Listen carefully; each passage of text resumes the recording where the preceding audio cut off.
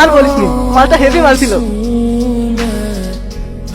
Phone number লিলিছি রে, number লিলিছি।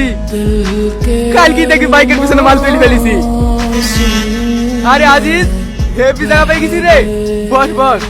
তুই বসবি নাকি? হাই হাই, জায়গা হয়ে যাবে। না না ঠিক আছে, তুই বস, আমিও দেখি এক একটা সিট খালি হয় কি।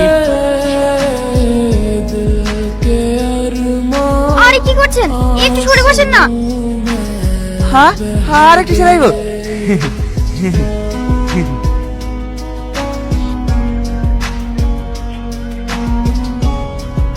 কি শ্যাম্পু করিস? এত সেন করছে।